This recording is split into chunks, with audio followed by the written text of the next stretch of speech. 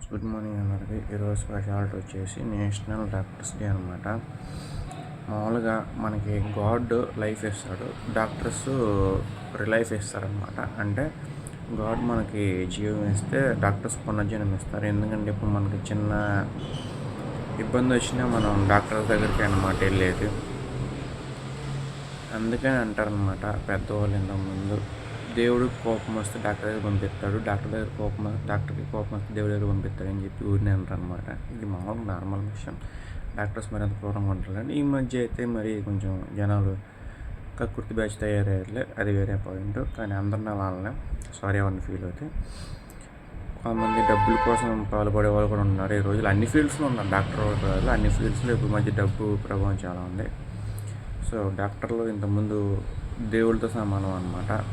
ఇంతకుముందు టెక్నాలజీ లేని కాలంలో కొన్ని ఉండేవాళ్ళు, మంత్రగతులు అని లేదంటే రకరకాల నాటు వైద్యం చేసేవాళ్ళు, వీళ్ళు ఉండేవాళ్ళు. టెక్నాలజీ వచ్చాక డాక్టర్స్ ఫేమస్ అయ్యారనమాట.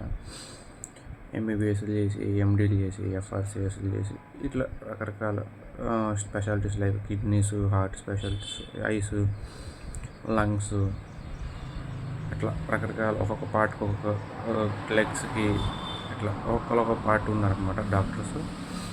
ఇదన్నమాట. సో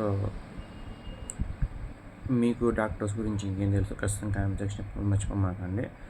డాక్టర్స్ ఒకప్పుడు దేవుళ్ళు, కాకపోతే ఇప్పుడు వాళ్ళు కొంచెం నేర్చుకున్నారులే. అది వాళ్ళ స్వలాభం కోసం వాళ్ళు చేస్తున్నారు.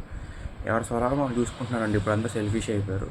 సో ఇప్పుడు కారణం పక్కన పెడితే, ఇంతకుముందు డాక్టర్స్ మాత్రం నాకు బాగానే ట్రీట్మెంట్ చేసేవాళ్ళు.